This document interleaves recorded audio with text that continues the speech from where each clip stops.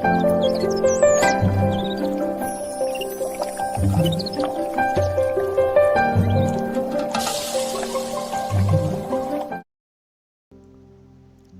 స్తోత్రం. మన ప్రభువును రక్షకుడైన యేసుక్రీస్తు ఉన్నతమైన నామాన్ని బట్టి మీ అందరికీ ఈ దినమున శుభాభివందనాలు తెలియజేస్తూ ఉన్నాం. దేవుని వాక్య భాగాన్ని చదువుకుందాం. ద్వితీయోపదేశ కాండము 4వ అధ్యాయము 31వ వచనం.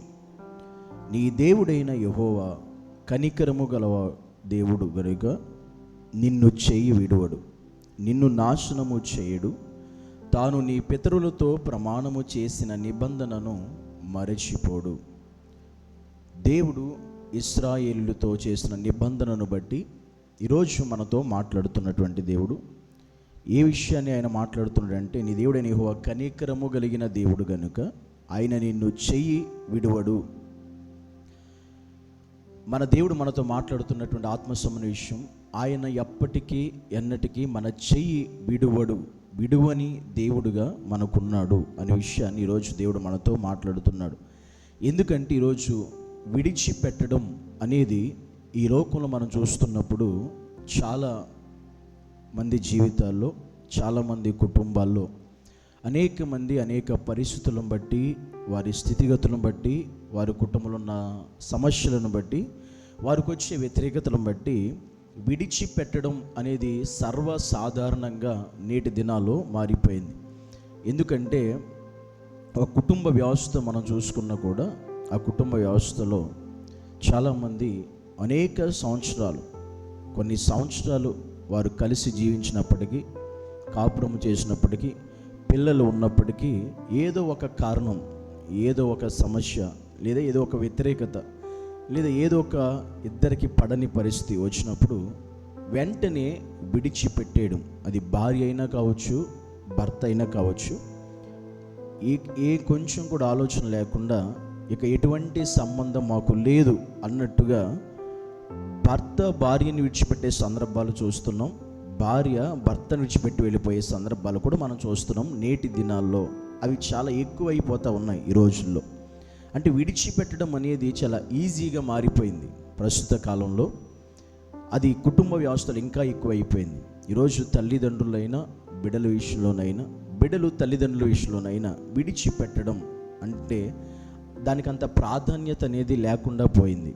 ఈ లోకంలో ఒక తల్లి బిడ్డను విడిచిపెట్టినా, బిడ్డలు తల్లిదండ్రులు విడిచిపెట్టినా, ఒక భర్త భార్యను విడిచిపెట్టేసిన, లేదా భార్య భర్తను విడిచిపెట్టేసిన, ఇలా చూసుకుంటే కట్టుకున్నటువంటి భర్తే భార్యను బిడ్డలను కూడా విడిచిపెట్టి వెళ్ళిపోయి అర్ధాంతరంగా వాళ్ళని వదిలేసిన పరిస్థితులు మనం కనబడతాయి.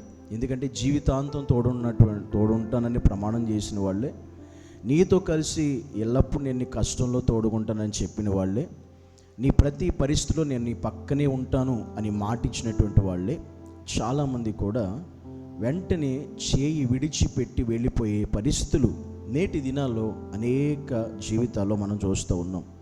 కానీ ఈరోజు నీ జీవితంలో ఒకవేళ నువ్వు నమ్మిన వారిని నిన్ను విడిచిపెట్టేసిన, నిన్ను కట్టుకున్న వారిని నిన్ను విడిచిపెట్టేసిన, నీతో ఉంటానే ప్రమాణం చేసిన వారు కూడా నీతో లేకుండా పోయినా, నీ స్నేహితులైనటువంటి వారు, బంధువులైనటువంటి వారు కూడా నీకు అండగా ఉంటామని చెప్పి సడన్గా వారు నీకు దూరం అయిపోయి నువ్వెవరో తెలియనట్టుగా ప్రవర్తిస్తున్నా, నటిస్తున్నా, నీకు దూరం అయిపోతున్నా, ఈరోజు అలాంటి పరిస్థితి గనక నీకుంటే ఈరోజు నీవు కూడా చేయి విడిచిపెట్టినటువంటి పరిస్థితిలో, అంటే ఎవరో నీతో ఉంటారు, నీతో తోడుగుంటారు, నీకు సహకారంగా ఉంటారు, లేదా నీ పక్కన నిలబడతారు, నీకు అండగా ఉంటారు, సపోర్ట్గా ఉంటారు అని నీకు చెప్పినటువంటి వారు ఈరోజు చాలామంది కూడా నిన్ను చేయి విడిచిపెట్టి వారు వదిలేసినటువంటి పరిస్థితులు నేటి దినాల్లో మనం చూడవచ్చు. నీవు కూడా ఈరోజు అదే పరిస్థితులు ఉంటే కనుక దేవుడు ఖచ్చితంగా నీతోనే మాట్లాడుతున్నాడు అనే విషయాన్ని గమనించాలి.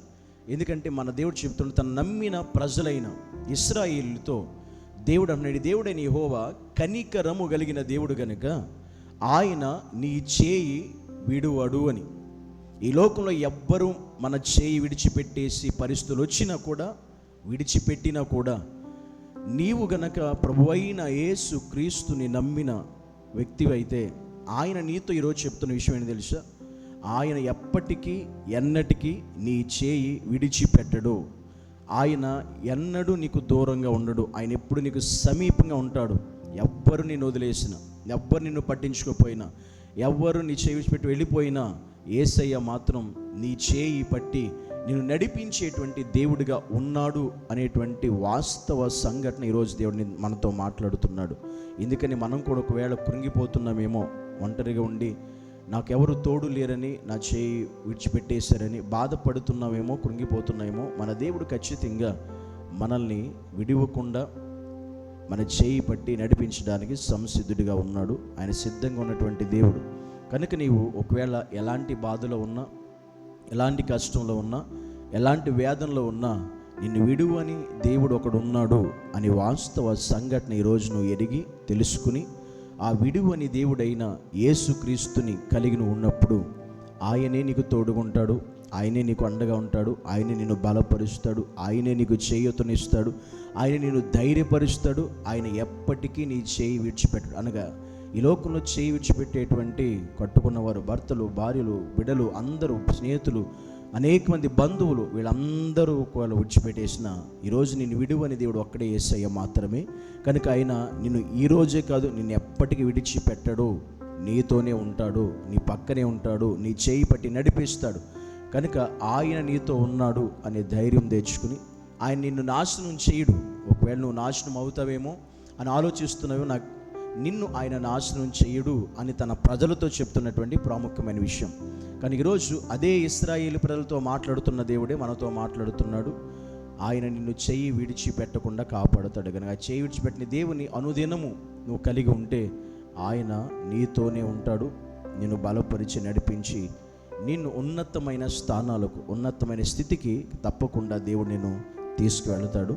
అటు దేవునిలో మనం కలిగి ఉండి ఆయన యందు విశ్వాసం ఉంచి ఆయన చెయ్యి మనం పట్టుకుని నడిస్తే ఆయన నిత్యం మనతోనే ఉంటాడు. కళ్ళు మూసుకుందాం, ప్రార్థించేద్దాం. పరిశుద్ధుడు అయిన దేవా, ఈరోజు నాయన ఈ లోకంలో ఎంతోమంది మాకుతో ప్రమాణం చేసిన వారు, మాకు మాట ఇచ్చిన వారు, మాతో ఉంటానని చెప్పినటువంటి వారు మా చేయి విడిచిపెట్టి అర్ధాంతరంగా నడి రోడ్లో మమ్మల్ని వదిలేసి, మధ్యలోనే వదిలేసి వెళ్ళిపోయినటువంటి పరిస్థితులు ఈరోజు అనేక మంది ఉన్నారు ప్రభువా. అది భార్య కావచ్చు, భర్త కావచ్చు, బిడ్డలు కావచ్చు, తల్లిదండ్రులు కావచ్చు. కానీ ఈరోజు నువ్వు మాతో మాట్లాడుతున్నావు, నేను నిన్ను చెయ్యి విడువను, నేను నిన్ను నాశనము చెయ్యను అని. ప్రభువా, నీవే అనుదినము నా చేయి పట్టి నడిపించండి.